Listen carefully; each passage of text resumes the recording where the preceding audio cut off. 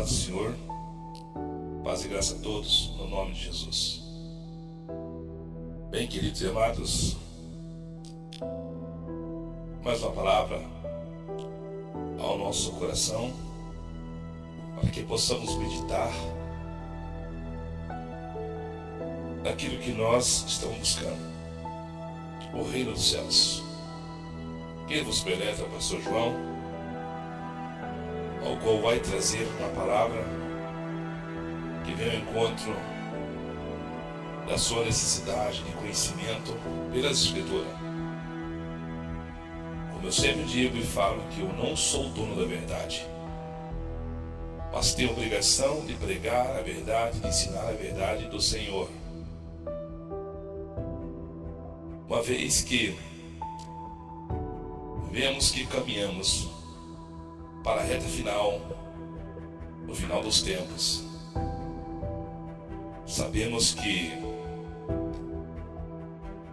cada dia que se passa está se intensificando para que a volta do Senhor Jesus ocorra. Se não chegar os tempos da ideologia de gêneros, se não chegar o tempo de Sodoma e Gomorra, se não chegar o tempo como nos diz Noé, então Jesus não voltará. E com isso eu tenho sempre falado e trazido uma palavra ao encontro daqueles que querem ouvir a verdade, aqueles que querem ter o conhecimento pleno pela palavra de Deus. Com isso, amados, eu tenho observado, estou com 50 anos de idade e nunca vi uma igreja tão corrupta ou tão, digamos assim, corrompida como está. Eu observo que desde uns 30 anos para cá, a decadência moral, o bom costume que tinha dentro da casa de Deus não existe mais. E na verdade, as igrejas elas foram politizadas. Politizaram a igreja. O diabo, Satanás, que vive a enganar, roubar e matar,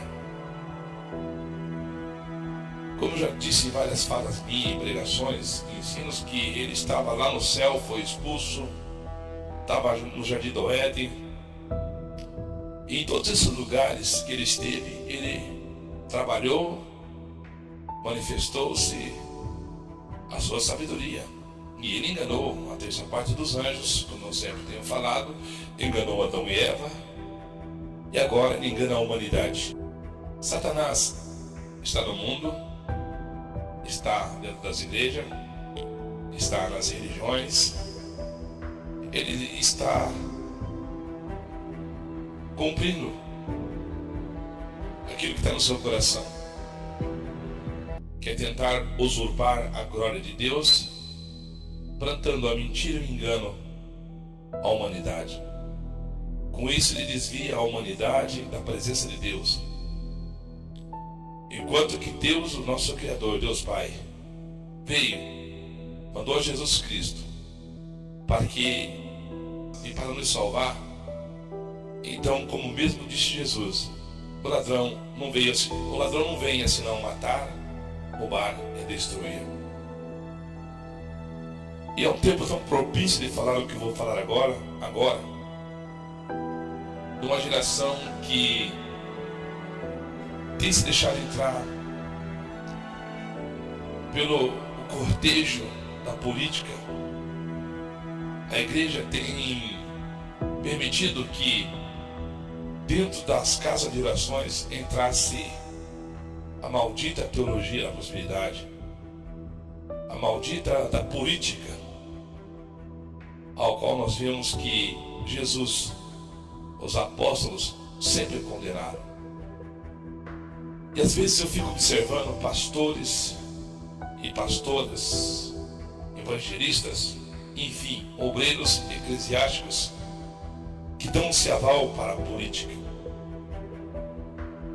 A palavra diz que o povo do Senhor erra por não conhecer as Escrituras. A palavra diz que o povo do Senhor é destruído porque lhe falta conhecimento. Isso é uma verdade de Deus nos revelando que, na verdade, o povo não busca a sabedoria de Deus, não busca nas Escrituras. Mas é aquele tipo de a Maria anda com as outras. Um falou, todos vão atrás. Então, com isso, o gado, as pessoas é chamado de gado, de ovelhas, são dominadas por homens, são enganadas por homens. Por quê? Porque não lê as Escrituras, não busca nas Escrituras. E eu fico observando muitos pastores que até então usam versículos bíblicos isolados, usam de base para fazer a defesa do seu erro, do seu ato ecumênico, de estar na política juntamente com maçonaria, estar na política juntamente com idólatras, estar na política juntamente com feiticeiros. Então eles usam texto bíblico, interpreta ao seu bel prazer, daquilo que lhe agrega para você.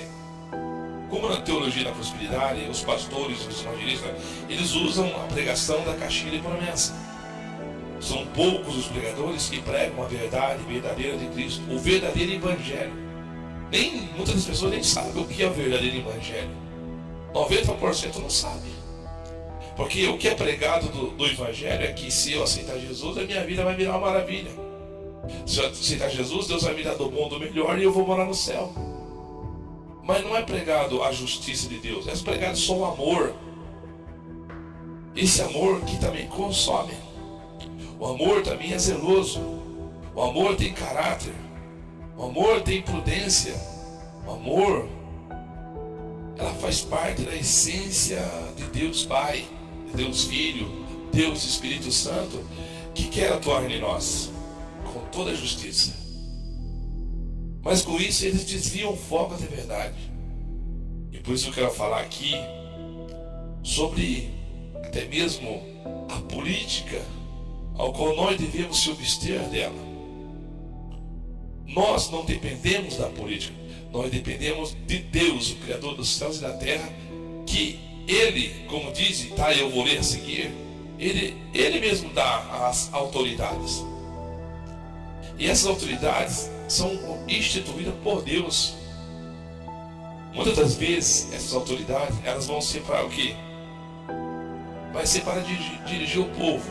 E essa autoridade que é otorgada por Deus é para dirigir a nação, o país, ou qualquer nação do mundo, nos critérios das doutrinas e dos decretos do Senhor, dos mandamentos do Senhor. Jamais Deus levantará uma autoridade para que não faça segundo a sua vontade. Porém, há momentos que então Deus usa essa mesma autoridade que Ele levantou, até mesmo sendo um ímpio, um idólatra, para fazer juízo em cima da nação. Muitos não compreendem, não entendem isso. Que talvez, digamos assim, o governo Bolsonaro possa ser aquele que fez promessas e que até mesmo induziu a eu e a você votar nele, crendo nós na sua promessa, daquilo que faria, mas não fará, porque Deus vai usar ele como juízo para essa nação que se tornou uma nação idólatra. Idólatra do quê? Idólatra de cultos não teocêntricos, mas cultos que se leva à adoração do homem. Essa igreja que se tornou idólatra em beatificar objetos, igual vocês veem aí, talvez esse juízo de Deus veio para juízo desta nação, ao qual idolatra cantores gospel, pastores que têm renomes, por quê? Porque têm dinheiro e usam a fama dos holofotes da mídia secular, da televisão aberta e fechada até mesmo. E muitos pastores, vendo que há uma benesse e que há gratificação e que se pode granjear bens materiais, pode-se buscar e se beneficiar de tais coisas, então eles começam a desviar o foco da verdade do Evangelho do Senhor. Mas nós podemos ver recentemente o que aconteceu com o ministério Flor de Lis, uma família Flor de Lis. a esses que até mesmo quando você chegou ao crescimento, então sai-se da igreja, abre seu ministério, põe o seu nome lá, como se fosse o profeta de Deus, a profeta de Deus. Deus mandou, Deus disse. Então eles abrem ministérios, então lá eles começam a trabalhar e usar do nome do Senhor.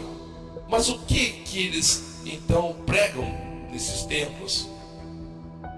Nessa última geração de agora que estamos vivendo ainda, podemos ver que a maldita teologia da prosperidade, tudo que agrega ao homem, a exaltação do homem é pregado. E vocês sabem muito bem, eu não me canso de falar, mesmo que se torne fato a vocês. Eles pregam a vitória financeira, eles pregam que você é um vencedor, que você não é cauda, que você é cabeça, que você deve comer o bem ou o melhor dessa terra, que Deus vai te exaltar, que você agora é príncipe e não servo. Quanto que as escrituras não ensinam isso?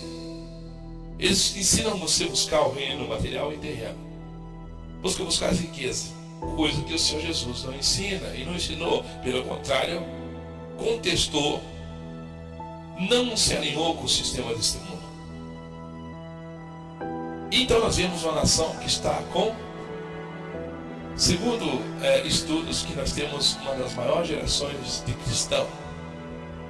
Tem crescido grandemente a quantidade de cristãos, de convertidos e de fundações de ministério e de igreja. Mas nós nunca vimos um país tão corrupto quanto estamos vendo agora. Um congresso votando leis que não beneficia o povo. Um Supremo Tribunal que vota totalmente ao contrário dos decretos do Senhor, das Escrituras. Vota apoiando a teologia de gênero, vota apoiando tudo que é do contra a palavra. Então, do que se adianta ter quantidades de igrejas, quantidade de cristãos, sendo que essas pessoas não vivem o genuíno evangelho e não obedecem à verdade, e não andam nos institutos e nem nas Sagradas Escrituras, daquilo que é nos ensinado. Então, por isso nós vemos escândalos, mortes, assassinatos. Nós podemos ver escândalos de cristãos sendo assassinados, pastores se matando, filhos de pastores homossexuais se envolvidos em homossexualismo, droga, daquilo que na verdade ele deveria se abster e não estar cometendo. Por quê? Porque nasceu num lar cristão, porque é filho de um pastor.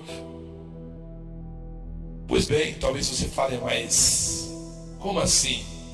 A palavra diz: ensina teu filho no caminho que deve andar, porque depois que crescer, que tiver velho, tiver adulto, ele não se desviará dele. Isso é o que está escrito na Escritura.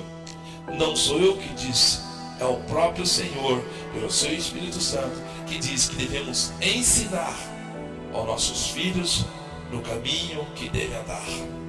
Porque depois que for velho, moço, velho, não se desviará dele. Então, se nós ensinarmos a verdade de Cristo, ensinarmos os bons costumes, doutrinas de bons costumes não quer dizer doutrinas e conceitos de homens, como se portar uma mulher, uma jovem, um jovem, enfim, uma família, a sociedade em si. O bom costume, diz a palavra, que é bem-vindo diante do Senhor.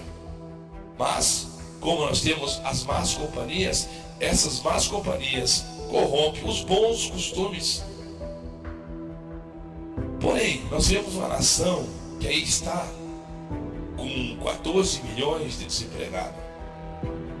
Nós temos um governo, queira você ficar bravo ou não, um governo ecumênico, um governo que é católico, é maçom e se diz também está envolvido com os cristãos.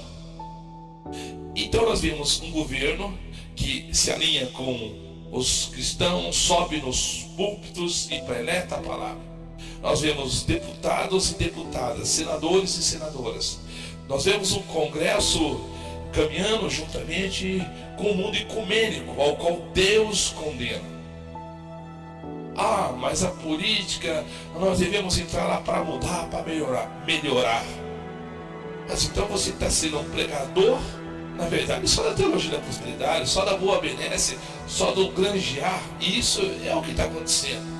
Porque é isso que eles pregam na política. Melhora, engana os incautos, engana os indoutos. E com isso então entram lá pastores, evangelistas, se tornam deputados, senadores, e entram no mesmo caminho de Coré, de Balaão.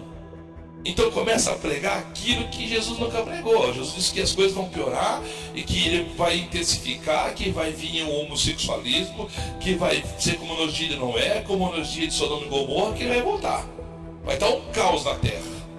Então você está pregando contra, está pregando mentiras, que vai melhorar, que vamos mudar. E com isso tem se introduzido toda a ideologia de gênero, ao qual vai se intensificar ainda.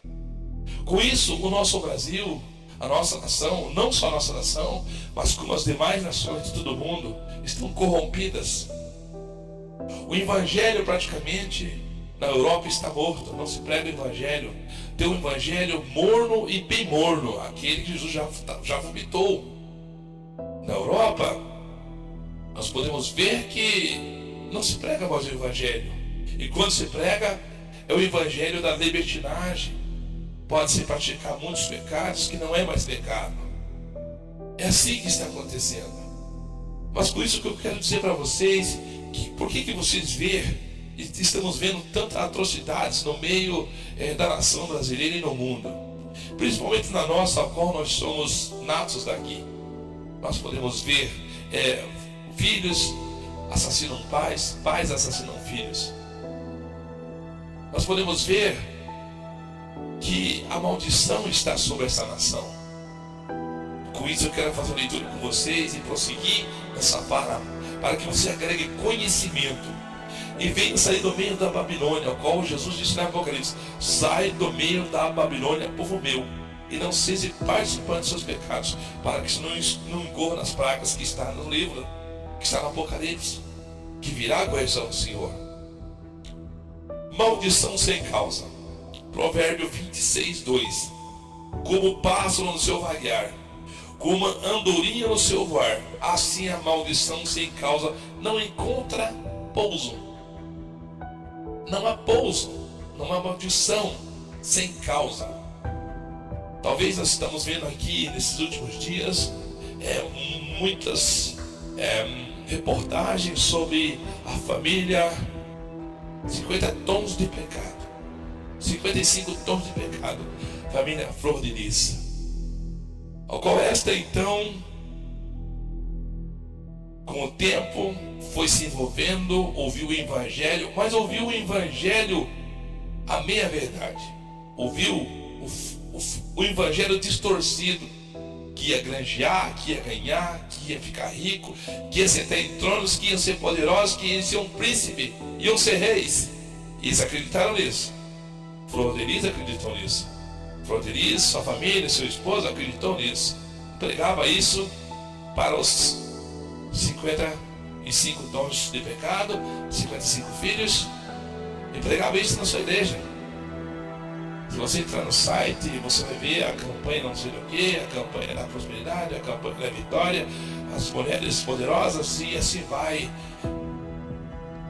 Meus sonhos trocam os sonhos de José, dizendo que os sonhos de José eram de José. Os sonhos de José não eram de José.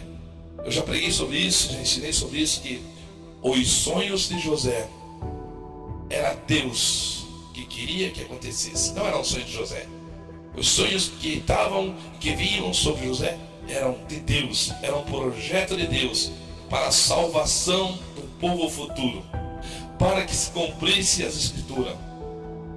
E muitos pegam esse sonho, que era um projeto de Deus, se transforma para si, pega para si meus sonhos. Então Deus vai cumprir os meus sonhos como cumpriu os sonhos de José. Os sonhos não eram de José. leiam a palavra em nome de Jesus, estudem a palavra, peça a sabedoria do céu, não se deixe enganar.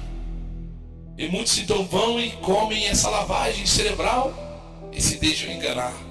Por isso que diz a palavra, Provérbio 26:2, que como o pássaro no seu vagar, como a andorinha no seu var, assim a maldição sem causa não encontra pouso. A maldição que está sobre a terra, ela está sobre a terra, é um espírito. E quando a causa, ela vai pousar, e ali ela vai atuar. Não confunda o juízo de Deus com provações. Porque o apóstolo Pedro diz que nós somos provados. Então o cristão sabe quando é provado. Eu sempre digo que nós devemos saber qual situação estamos passando. Nós devemos compreender qual situação. Se nós estamos em rebeldia, se nós estamos em provação. Certa vez eu estava na provação. Eu orei ao Senhor e perguntei: Senhor, por que eu estou passando isso?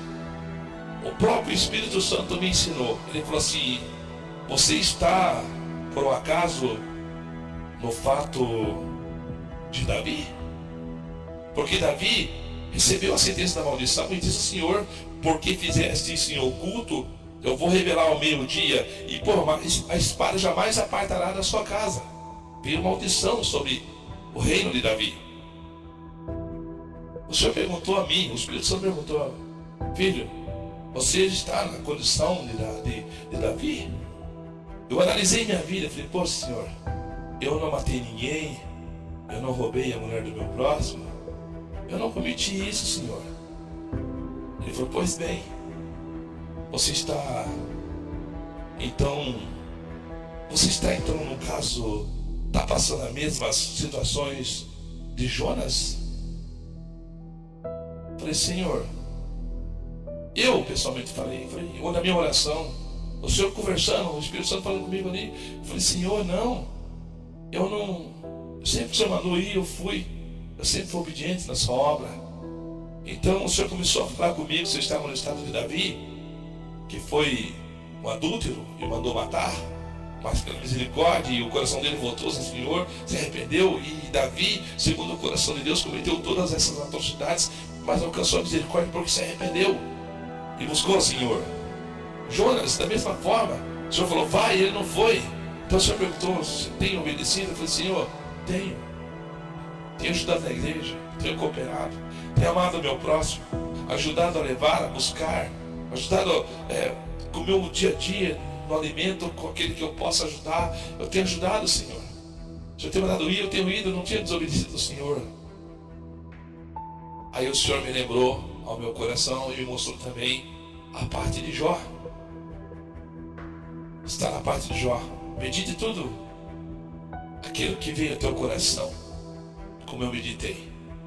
Então o Senhor mostrou a mim ali, mostrou o justo Jó, naquele sentido de palavra que o Senhor disse que o justo Jó, não que ele era justo, né?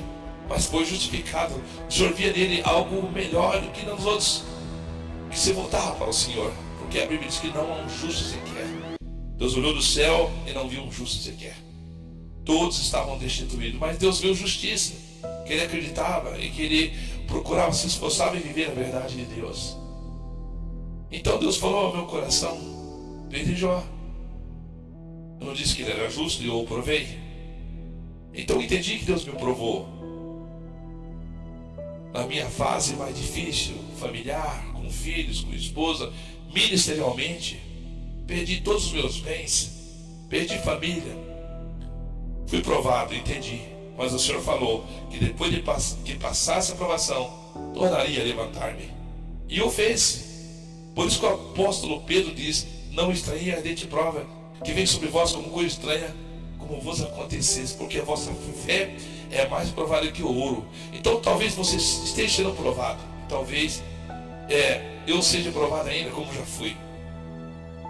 Então nós temos que entender e discernir o que é provação do Senhor e o que é juízo do Senhor. E aqui diz nos Provérbios 26 que maldição sem causa não encontra pouso. não tem como haver. Mas no caso de Davi, foi uma causa, então veio a maldição. Na casa de Davi houve o que? Incesto. O irmão estrupou a irmã. Houve assassinato. Absalão assassina seu irmão Amon. Nós podemos ver que então Absalão começa a perseguir seu pai. Os seus olhos, o seu coração enegrece, fica negro. Então ele quer tomar o trono do pai, porque veio a maldição. Ali havia encontrado a maldição um pouso, e ali pousou-se a maldição e atuou.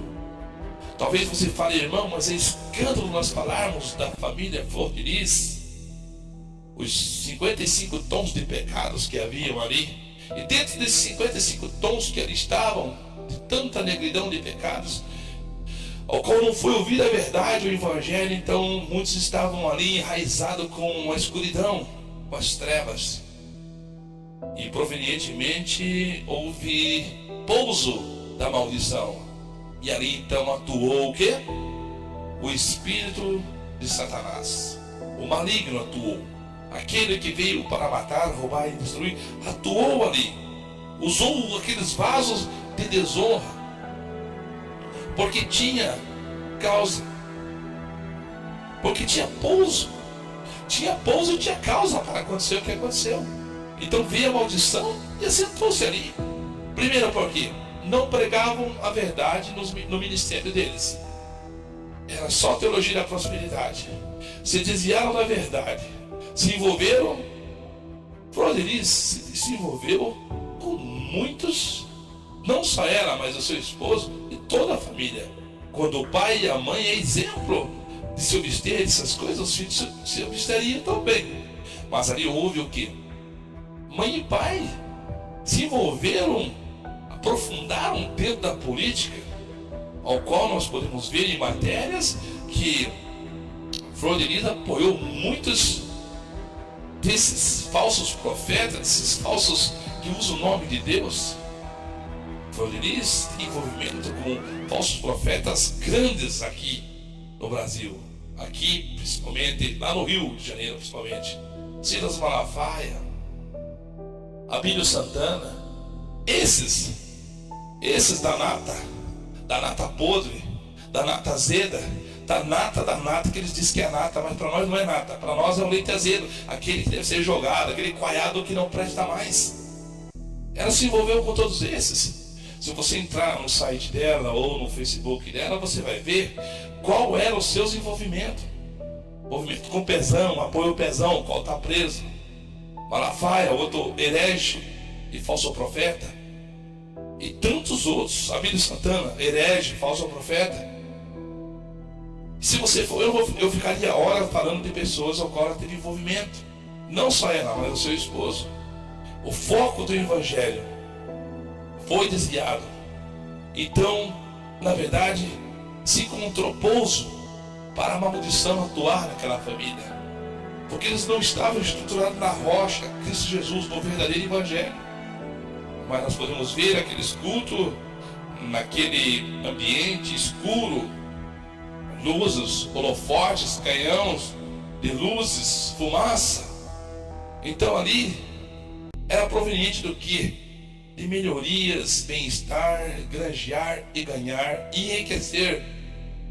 Tanto que chegamos ao ponto de um culto de 2 meses atrás, nós, no encontro que esteve lá pregando aquele pastor Luiz Hermínio, na Cidade de Fogo, ao qual ele entrega a profecia, mais ou menos de 2 meses atrás, mais ou menos, aconteceu isso uns 2 meses atrás, esse culto, ao qual ele vai lá e bajula e fala coisas, entrega a profecia a Flor de Lis, ao seu esposo, o Anderson, entrega perante a igreja que só estava começando, que Deus ia usar muito, que ele foi levantado para pregar em todas as nações, que ele foi levantado e que a cadeira estava preparada e que falsa profecia.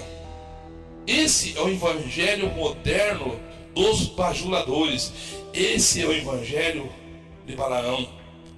Esse é o evangelho que converte a princípio e depois faz 2 vezes filho do inferno. Esse é o evangelho que eles distorcem ao seu bel prazer. Mas aqui então nós podemos ver e encontrar que, assim como a maldição sem causa não encontra repouso, então devemos entender que devemos, em nossas vidas, a eu e a você, a cada um de vocês que aí está ouvindo, ou a mim, ou qualquer um na face dessa terra, tem que saber discernir o que é provação, o que é maldição que está sobre a sua vida. E maldição só se tira com conversão. Maldição só se tira voltando-se para a verdade, se arrependendo e se humilhando debaixo da potente mão do Senhor. A única forma de você vencer a maldição não é com campanha, não. Não é com campanha de 7 dias. Não é com campanha dos 300. Não é com a campanha da fogueira de Israel para tirar a maldição. Para tirar a maldição que tem causa, tem que abandonar o pecado, abandonar o falso evangelho, abandonar todas as mentiras, se converter verdadeiramente e aí viver uma vida cristã digna e reta, segundo o que? Segundo os estatutos do Senhor Deus, Criador dos céus e da terra, segundo o que? As doutrinas do Senhor Jesus, que o Pai deu. É a única forma. E nisto se arrepender, se humilhar, chorar e buscar o Senhor.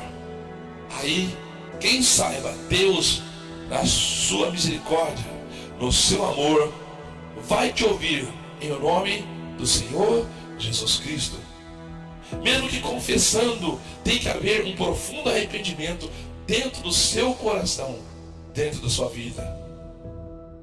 Que diz uma palavra que de Deus não se zomba. Tudo que o homem semear, tudo que o homem plantar, isto colherá.